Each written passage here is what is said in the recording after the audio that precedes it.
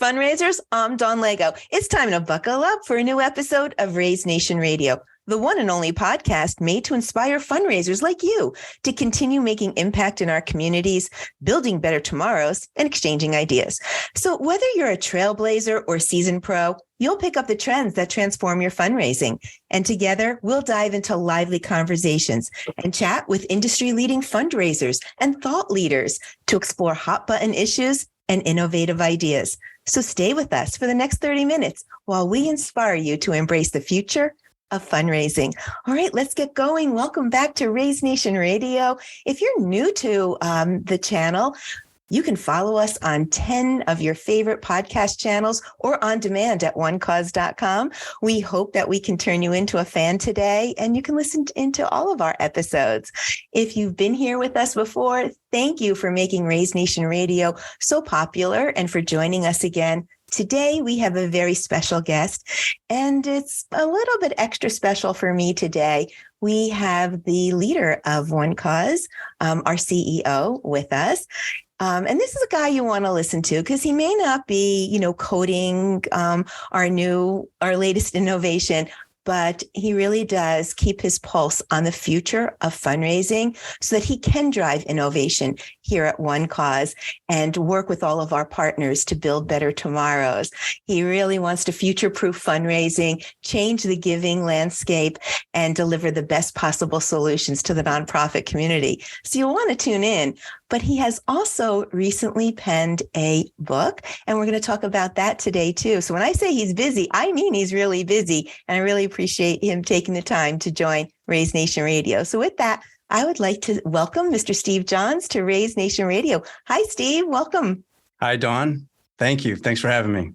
Yeah, it's exciting for you to be here. And it's been a journey last couple of years, and especially the last year with your book and One Cause fundraising platform on the ends of coming out of the COVID pandemic. We have so much to talk about, but I really want our audience to get to know you like we all know you here at One Cause, like I know you. So would you mind just sharing a little bit about yourself, introducing who is Steve Johns? What does it mean to be the leader at One Cause? And maybe share anything personal that you'd like our audience to know.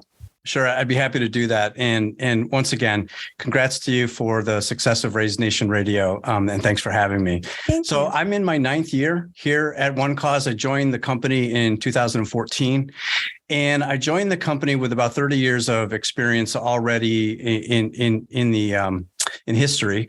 And I started my career in financial advisory. I worked with technology companies. I did a stint with a venture capital fund, and I even worked in music and event production. So as you can tell, I didn't come from the nonprofit industry, but I hope that what I can do is bring a different perspective to One Cause and to the nonprofit community from my diverse background as I came here. From a personal perspective, I've been married for over 35 years to my wife, Sue. I have 2 kids, and we just added a granddaughter to that formula. So you guess you can call me a grandpa. I'm a Chicago guy. And I'm honored to call you a grandpa. Yeah. I'm sorry. Keep going. No, it's all right. It's all right. I just was going to say I'm a Chicago guy, but I have been really loving life here in Indianapolis.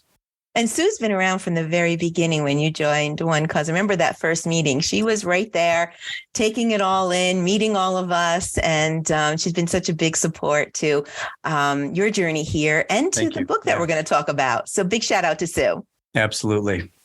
So I actually want to touch on that for just a minute, how you came to One Cause. I appreciate all the background, but you were actually searching for a higher purpose, if I have that story right. And I think it all starts with a magazine, a beach, and of course, Sue by your side. So can you tell that story and what really pivoted you to join the One Cause family? It does. And in fact, Dawn, I think a lot of my stories start with Sue, a beach, a magazine.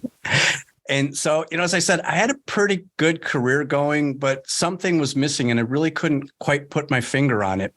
And I was reading this Wired magazine article. It had Bill Gates and Bill Clinton as featured.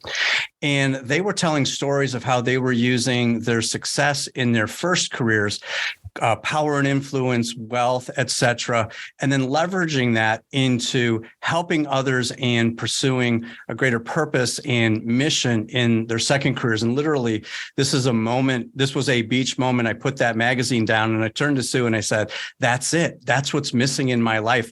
I don't have that mission. I don't have that reason for doing what I'm doing. And that was around about the summer of 2013. And it took me a while to find one cause. But, you have to decide what it is that you want in order to be able to see it when it comes across your screen. And so I knew what I was looking for. And so when the one cause opportunity came to me, it really, truly was something that jumped off the page. And again, when you think about the opportunity to run a software company, to run a technology company, which was really part of my background, that is also doing such tremendous good and serving thousands of nonprofits, it really is a dream come true for me. Well, then I'm going to ask you a very direct question, because curious minds have to know, have we fulfilled your purpose? Has One Cause done that? Thank you, but it's still a journey, and that story is still being written. And so, yes, to this point in time, I have found new purpose. I have found mission. In fact, I think also this moment in my life also corresponded with my kids they're being on their own, and they no longer needed me. And to that point in time, I think a lot of us probably live the same way. Your purpose, your why, a lot of times is your children and making a better life for them. And I found myself, I was turning 50, my kids were on their own, and I was searching maybe for something. And so I will say that I continue to fulfill my purpose. I continue to seek mission and impact, but that story is still being written. There's so much more to do, but certainly that fulfillment that I was looking for almost 10 years ago now, there's a big check mark in that box as certainly done, but still in progress. Well, we're glad you're here, and thank you for your passion. Really, it's remarkable to be led by you and to be part of this team. So we can feel it every day. So that's a little bit about the why and how you got here. But now let's talk a little bit about the why. This book, I'm holding it in my hands right now. It is stunning, by the way. Congratulations. The book is just beautiful. We were chatting a little bit before we started the show, and it does look like a piece of artwork. So if you get it for no other reason other than to put it on your shelf and make it part of your decor, I think it serves. Good. Yeah, it totally looks good. I mean, it's absolutely, and congratulations on that. But you never intended to write a book. In fact, I've heard you refer to yourself as an accidental author. So this wasn't let's sit down with the marketing team or your fearless marketing leader, Carrie, and say, okay, it's time. I've been here so many years. Let's check that marketing box. CEO writes a book. That is not what happened here. It was an accident. And we'd love for you to tell that story to our audience. Thank you. It truly was. And first of all, you know that I love alliteration. So accidental author is absolutely perfect for my description. And so, of course, I sat down to write. But I didn't sit down to write a book. I sat down to write a weekly update to my company to our company that I committed to in the very beginning of this global pandemic. And we were all faced with this great uncertainty. We were making massive changes to the business. We were helping our customers navigate this just tremendous change in the way that they moved from in-person fundraising to virtual and online fundraising. And I felt the need to continue to create a transparent way of communicating with everybody so that we could kind of share this journey back and really kind of track how we were doing and the progress that we were making in returning from the global pandemic and the setback that we experienced in March of 2020.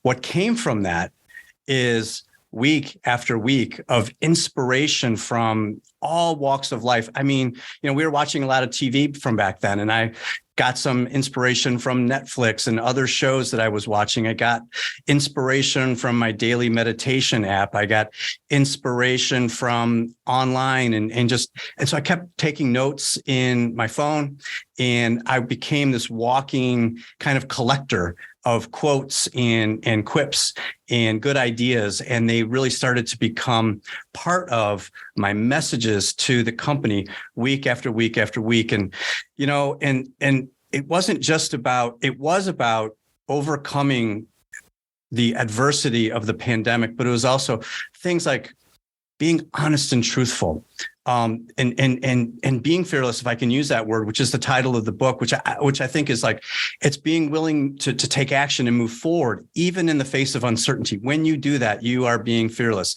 It's about being vulnerable as a leader. And again, there's not a lot of CEOs that are willing to be vulnerable. But here's the thing. If you're committed to being truthful and you're in a global pandemic, you can't have all the answers. So you can't say, don't worry, I have all the answers. But what you can do is admit that vulnerability and say, I don't have all the answers, but I can promise you that together we will get through this if we just work through it together. And that's the hope. Hopefully the messages that came through. Hopefully that's the sentiment that I was able to convey to One Cause Nation as we made our way through. And that really kept going through the end of 21 and a little bit into 22. It really, it was a lot. It was. That's an understatement. I mean, I could tell you how they worked because I was on the other end of those messages that you sent. Yes. I've been here a little bit longer than you, actually. Yes. I've been here for 13 years. I remember that first email. It was like somewhere between March 14th, March 20th, something like that. And that very first email was profound and powerful. I'm going to talk about 2 words, 6 letters, all caps. You sent them over to us. I'm going to remind you, be safe. And talk about a mic drop. I mean, I remember reading that and, you can't help but tear up. I never remember a time in my life where I felt just so uneasy and uncertain about things. And I became that we looked forward to those messages. We needed those messages.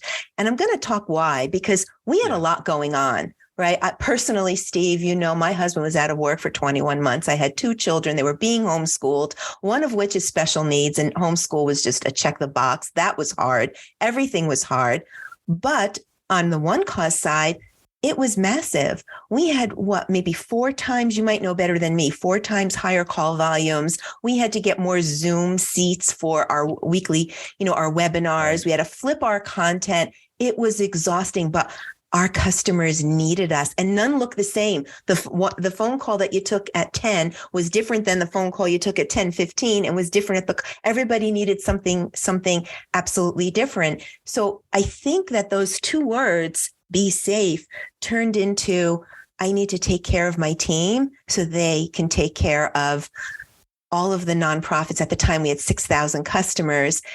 It was kind of like that idea of put your oxygen on first. Yes. You kind of took on a life of, I need to take care of this 300 group of people because we have nonprofits that we need to take care of. They need us more now than ever. So that's what we got out of it. Was that your intent? And can you talk about that a little bit? It really it morphed into the intent. And I think that's the story also of the book is when I first started writing some of the updates, it was maybe a little bit more factual. It was a little bit more just, how you doing kinds of things.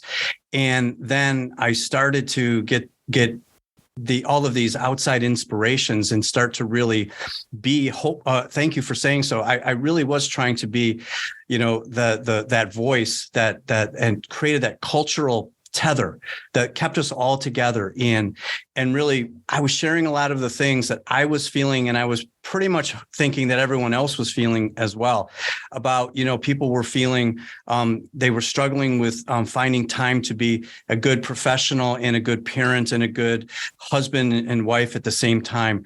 We were all struggling with things like just, again, staying at home and trying to also create a cultural bond with us in terms of community. I'm really about human connection. And we were missing that. And we were trying to figure out a way, how do we, to your point in time, take care of ourselves, take care of our families, and then in order to take care of our customers next, we have to be strong and we have to be there. And at the end of the day, and as I look at the book, that's one of the things that really makes me the happiest about this book is it truly tells a story.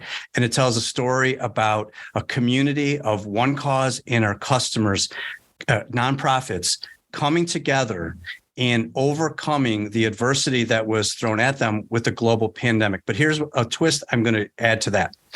Yes, our lessons were learned in the face of this global pandemic, but these are lessons that can be applied every single day. We call them leadership lessons at the crossroads. And every single day, you and I and our nonprofit customers are facing different crossroads. And again, it's about, how do I deal with conflict at work? How do I deal with telling the truth in the face of, what the consequences of that might be? How do I deal with all of these crossroads that we face? And so I believe that, again, while these lessons might have been learned and told during the pandemic, they're also timeless, that you can take these lessons and apply them tomorrow. You can apply them in your day-to-day life. It's not just lessons learned of how did I survive the pandemic? It's how can I survive every day? Well, I remember that I was at a meeting with you very early on, before the first chapter was even penned. And you sat with your team that was going to be responsible for the book and or bringing the book to life, I should say. And you were very concerned about your writing being a couple of things, if I remember: timeless, classic, and having some takeaways, some leadership takeaways. And that was super important to you. Those were really your only requirements. And do you feel that you accomplished that? And it sounds like you did, based on what you just said. It's really something, as I look at the book now, Dawn, at the end of every chapter, and we have 16 chapters, there are 3 or 4 what we call leadership lessons. And so if you truly just wanted to thumb through the book and pick out leadership lessons, there's almost 50 of them that you can draw specific inspiration and specific guidance on how to deal with certain situations. And so I truly believe that end product, that end result, is what we set out to accomplish in the very beginning. I'm very, very happy with the way that it turned out. That's good to hear. And we're going to take a deep dive now right into the book, because we kind of talked about, the perimeter of it. So Sure. Fearless, Leadership Lessons at the Crossroads. Wonderful title. It goes with the fearless fundraising theme I'm putting together, because that's what we call our fundraisers, fearless fundraisers. So it's absolutely beautiful. And you're right. There's 16 chapters that end in leadership lessons, but I have the book right here, and I have to stop in like the first couple of pages. Well, really the first page, the dedication. Very interesting dedication. We see Sue in there yet again, which is very appropriate, because I don't think the book would have happened without her. But can you talk a little bit about the dedication page and who you dedicated this to? I can, and yes, this is clearly connected to all of the fearless fundraisers that are out there, and anyone who's attended Raise and listens to Raise Nation Radio, and all of our customers. There's a great quote in there too from Deb Bars, who said, basically, this is our story. And I couldn't agree with her more. This is not necessarily Steve Jobs' story or One Cause's story. It is our collective story. And I believe that anyone who's listening to this podcast, or anyone who picks up the book, who's in our space, who's a fearless fundraiser, who's raising money for a cause, is going to read this and see themselves in it. They're going to say, yes, that's what I was feeling, or that's what I was experiencing. And I remember that time, and I remember I didn't know what to do. And I remembered I figured it out, or somebody helped me, whether it was One Cause or somebody else, using the tools that were available. And we were able to move forward. And again, I think that's who this book is dedicated to. And of course, it's dedicated to this amazing team at One Cause, this amazing team that on March 11th, on March 12th, we went into action, and we started working with our nonprofit customers and figuring out a way to keep them fundraising, despite the fact that in-person fundraising came to a screeching halt on March 14th and did not pick up until sometime in 2021. That is a long time for people to be out of what they were used to doing. Yeah, and we're still adjusting. But let's talk a little bit about the timeless. I think that we talked about timeless and moving forward, always being appropriate to whatever situation. It doesn't have to be a pandemic. It could be economic downturn. It can be a startup going through some growing pains. So we're looking to the forward, and we're hoping that this will be, an evergreen inspiration. But we can also look back and look, classic. I think some of your inspiration, you talked about getting inspiration from everywhere, but this story is no different than some of the journaling and the daily notes that we saw from Marcus Aurelius in his in the book Meditations. And you encouraged a lot of us to read it. I was one who picked it up, right? But there's a lot of Stoic thinking in the book. Can you talk about that a little bit as well? Yeah. In fact, to that point, Dawn, if you remember, I issued a challenge and I said, I challenge everyone, go to Amazon, buy Meditations. It's $10. And if you don't learn something from them, I will guarantee you money back. No one ever called me on it. I don't know how many meditations. I bought the book and I didn't call you on it. I just said, it will be the best $10 that you've ever spent. And so, right. So of course I would never compare myself to a Roman emperor, Marcus Aurelius. But I will say that there was a similarity in his writing of Meditations that is similar to the writings that came together in Fearless, and that we were both accidental authors. Marcus Aurelius didn't sit down to write a book. He sat down to write journaling. He reminded himself of lessons that he's learned, that he's been taught and maybe not learned or maybe not fully embraced. He wrote mainly to himself. And then these later writings became bundled together and called Meditations. But again, I think that if Marcus were here today, he would be very surprised to hear himself referred to as an author because he never intended to do that, at least based on conventional wisdom. And so, again, as you mentioned, I took a lot of the Stoicism, this idea of living with humility and doing the right thing, and is marked by people like Seneca and Marcus himself. And I tried to bring those quotes and lessons into the modern life as well. And I think that's the thing that I find remarkable about Meditations is it was written over 2,000 years ago, and yet it's so pertinent to us today in our lives. You could read those words and say, yeah, I agree with that. And I would tell you, yes, that was written 2,000 years ago, and it blows my mind today. Yeah. I think I had the same effect when you challenged us to get the book, and I really felt like you can just replace some of the words, and you really had the same story and the same inspiration. So that's very interesting. So when you buy Fearless, Leadership Lessons at the Crossroads, please also pick up a copy of Meditations, and you can read them one after the other 100%. And see the parallel. We talked a little bit about how beautiful this book is. And again, it really, really is. But I'm staring at this beautiful lotus image. And it's very simple. It's just a plain, simple, single lotus on the cover of a book. Does that have any special meaning? What's the connection between Fearless, inspiration, lotus? Can you talk about that a little? It's not readily apparent. So thank you for asking. And so what I'll say is that the lotus imagery goes back to a very early, not my first update, but a very early update. And I've mentioned my daily meditation app, and I heard this inspirational story, and it's from Buddhism. And the inspiration comes from this beautiful lotus flower that sits, very majestically and beautifully on a pond. But its beginning is in the muck and the mire and the dirtiness of the pond. And as this bud, it works its way, pushes its way through all these harsh conditions that finally emerges at the surface of the pond as this beautiful flower. And I thought to myself, well, we're not beautiful flowers right now. We're in the muck and the mud, but I felt like this is a story that I have to retell. This is a story that has to become part of my next update.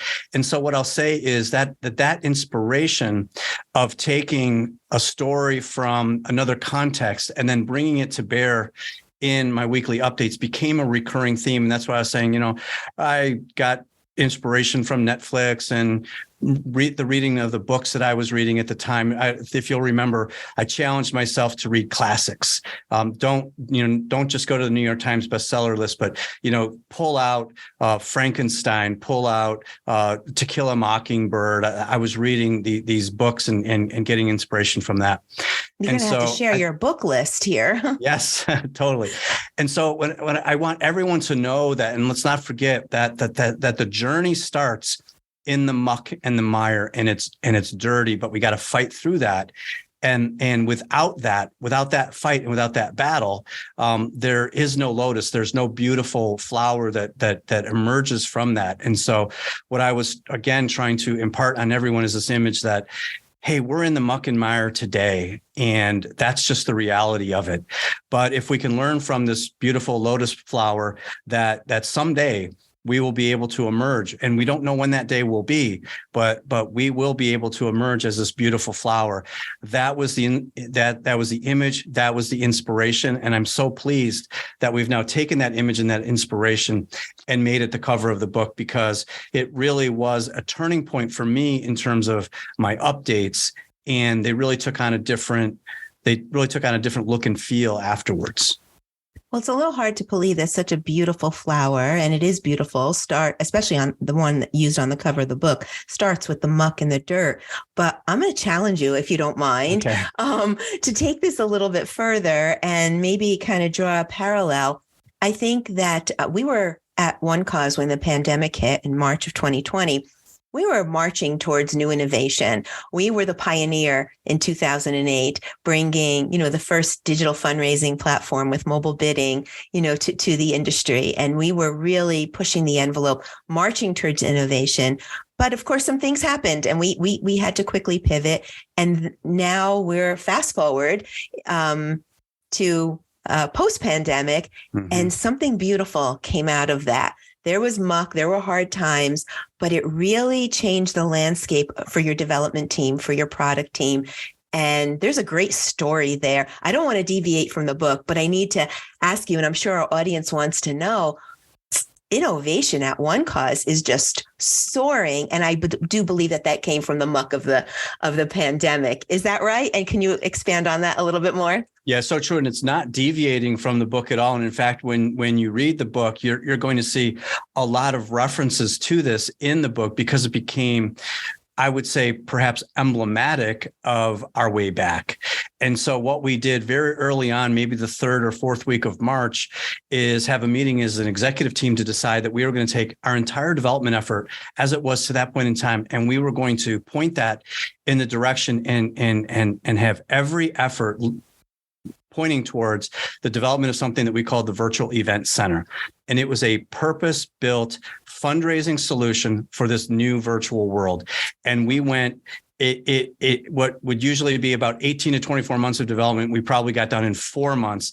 In September of that year, in September of 2020, we launched and released the Virtual Event Center, which included live streaming and silent auction and donation moments, and the opportunity for our customers to continue to fundraise in this new virtual world.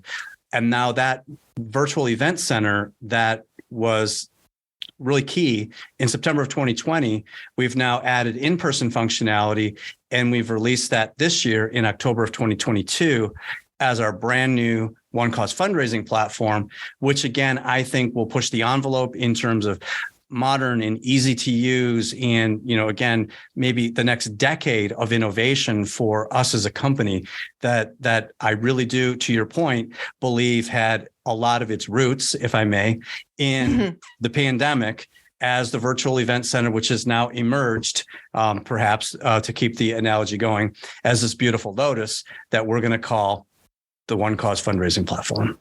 Yeah, it's super exciting. And many of our audience members know that I have a side hustle with my daughter, and we do run a small nonprofit. And I've had the opportunity to work in the Virtual Event Center early on. It was fantastic. It kept our mission going. And I think that was the purpose, right? Keep great missions going. And it did for us. And in my role here at One Cause, I do get my hands into platform quite a bit. We do mock events. I don't know if our audience knows that, but we're constantly constantly doing mock events to test the waters and get things just right for our customers. We don't want to take chances on events. We want to play, behind the scenes. And so I was just in the platform about a week or so ago, and it blew my mind. And now I've been in this innovation space with One Cause for 13 years. My mind has never been blown. And we have a little joke here, like on Monday, platform looks completely different on Friday. And it is rapid fire development. So congratulations there. The Lotus is beautiful. It's beyond beautiful. And I'm almost thankful for the muck of the pandemic that got us to this point. Well, again, I mean, you know that I was always looking for those silver linings, and truly the ability for us to truly focus on the development effort into the virtual event center brought upon us by the pandemic is, I think, perhaps a silver lining from COVID. Sure. That it really focused our development effort. It created a sense of urgency, and it's why we're here today. It's why we compressed so much development time in a very short period of time, and then we were able to build from there. And I really do believe that that's one of those silver linings that we look for and find. Anything new with platform that I don't know about that you can share? Well, I will say this. Here we go. There is something coming out in mid-March that is an enhancement to the platform. But I'll just say, stay tuned. Stay tuned. Okay. Gosh, I thought I was going to get something out of it, but okay, we'll stay tuned. Raise Nation Radio. Okay. The Lotus continues to blossom. I can't believe we've been talking a half hour already. I feel like I can go on for another hours, but I'm going to go into some like rapid fire type questions, if that's okay with you. Favorite chapter? Favorite part of the book? Good question. Favorite chapter is Connect. So connect. And so I said earlier, I'm really big on human connection. I think that's one of the things that was missing. So your rapid fire, I'm going to try and rapid fire answer. Human connection, really important, really, really missing in the pandemic. Again, I think that we're just finding our way back. Unfortunately, I think it's going to take us time. In the chapter of Connect, I wrote it in late 21, kind of mid to late 21. So I was really feeling this disconnect. We had been in our homes. We had been disconnected for over a year now. And I wrote about family. I wrote about your biological family. I wrote about my feeling for One Cause as an extension of my family. I wrote about the power of friendship and the need to rekindle those lost connections. And I actually wrote about scientific research that shows that there's a physiological impact on your body from the relationships that you have and the human connection. And again, you can imagine the lack of connection would have the opposite effect physiologically. And so, and I finally finished it with some personal stories of death and dying and the need to celebrate life today and not wait for someday down the road. Particularly as we were separated from loved ones, we had people who were getting sick. We had people who were dying in the face of the pandemic. We weren't able to spend time with them. And my message was, don't wait. If you're waiting for something or someday, take action now. So favorite chapter, Connect. Connect. Okay. I have Human to connection. Look that up. Okay. Who's Fearless for? Who should be reading it? Well, like I said, everyone should be reading Fearless. And so I hope that everybody can be inspired. And what I want people to do is to live a life without fear. And again, I said that fear, being fearless, is being willing to move forward in the absence of all the answers, in the face of the unknown. And I think that if we can learn to live our lives that way, we know that we don't have to have all of the answers, and we continue to move forward and we have hope. Hope is a word that I like to use. And this isn't a false hope, not based on some sort of dream. It's a hope that starts with a really well-defined vision and a plan, and never give up as you fight forward. Wow.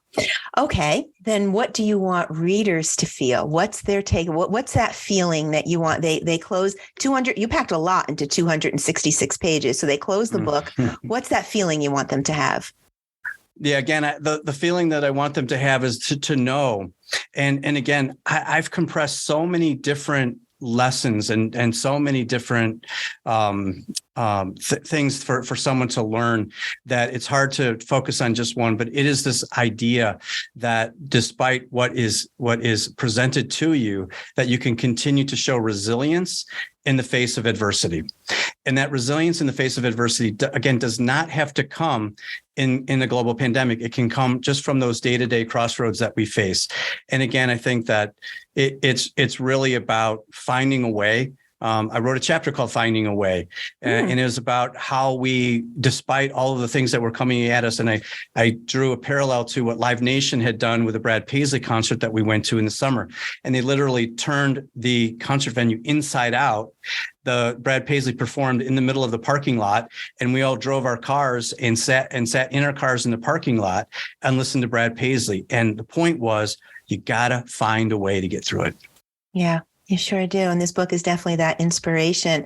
So we're going to put a lot of this in the show notes. I just want to make sure we vocalize this for our audience. So you have a website, fearlessfundraisers.com. Is that right? Fearlessfundraisers.com. Perfect. And then you have an author page on Amazon. So it's Amazon/author/Steve Johns. I think that's pretty new, but yes, you can get more information there as well. And how do we get the book? I think you can do that from your author pages on Amazon. You can do that at fearlessfundraisers.com. You also can just go direct to Amazon and bypass all of that. Did I cover all of the ways that you can get the book? Yeah, fearlessfundraisers.com. You can order, and it's so beautiful to see it on Amazon, but it is available on Amazon.com/author/Steve Johns. That's right. Yeah, it's super, super exciting. So we'll have that all in the show notes. So if you didn't jot that down, don't worry about it. We'll make sure that it's in the show notes. So Steve, there's lots of leadership lessons throughout this book for our audience, but this was an experience for sure and a journey for you. What did you learn publishing this book? Well, any first surprises? First of all, I learned that it's pretty hard. It's not easy to do by any stretch of the imagination. I also learned that despite the fact that we can have several people reviewing and editing and trying to find typos and errors, we can be 10 versions in and still find typos and errors. But here's my biggest learning. I've probably read the book 10 or 15 times as I edited for content, for grammar, for punctuation. And despite that, I never got tired of it. And the reason is it's this amazing story of this great group of people, one cause, and our customers in the industry coming together and continuing to fundraise in the face of all of these probably the greatest challenge that some of us have ever faced in our professional and personal lives, getting through it and seeing it through to the end, to that beautiful lotus flower. Yeah. It is a beautiful lotus flower. It's a beautiful story. It's so inspiring. From page 1 to page 266. So congratulations. I'd love to dive deeper. I think that means we're just going to have to borrow some more of your time and have you back, especially after March, when you have some more announcements about innovation at One Cause. It's all just very exciting, and gratitude from me to you to just give us the opportunity to be part of it all. So thank you so much. Fearless Fundraisers, that's about all we have time for today. Thank you for listening. We hope you enjoyed today's Raise Nation topic and your daily dose of fundraising inspiration. Tune in for a new episode released every Thursday at 12:30 p.m. That's Thursdays, 12:30 p.m. Eastern Time. But in the meantime, listen to all the episodes of Raise Nation Radio. Follow the channel that you like best so that you can get notification for all of our guests. And if you'd like to appear on the show, be sure to reach out. Fundraisers are doing amazing things to build better communities and build better tomorrows. Stories are awe-inspiring. They're right here on Raise Nation Radio, and you don't want to miss a single episode. I would like to thank our sponsor, One Cause, for making this episode possible. One Cause is driving the future of fundraising with easy-to-use software solutions that help nonprofits connect with their donors. Be sure to check it out at onecause.com. Visit the resource tab on the homepage, broad catalog of ebooks that you'll find, webinars, vlogs, blogs, infographics, videos, shows. I know you'll find them very helpful. A huge shout out again to my guest, Steve Johns, CEO of One Cause and author of Fearless Leadership Lessons at the Crossroads, for joining us today and sharing a very authentic voice. Steve, thank you so much for being here. I have to ask you, any last words of inspiration? Well, first of all, thank you again for having me. It's been really fantastic, and it's been great to share the story. I guess what I'll say is this, that from an inspirational standpoint, anyone who's listening to this podcast today is fearless. Because if you're here, you face down this greatest threat in your personal and professional life, and you're here today, and you're probably stronger for it. And so what I would like to, look, what I say to the team at One Cause, and I'd say to anybody who's listening, if you did that, there's nothing that you can't do. And so there truly is no limit, that you've been tested and you made it despite the unknown. Keep moving forward and stay fearless. Steve, thank you again so much. That's wonderful. I can't wait to read this story yet again because I never tire of it. We're going to have you back on the show. Thank you again for being here. Thanks, Dawn. Well, that's a wrap. Until next time, I'm Dawn Lego. This is Raise Nation Radio. You stay fearless out there.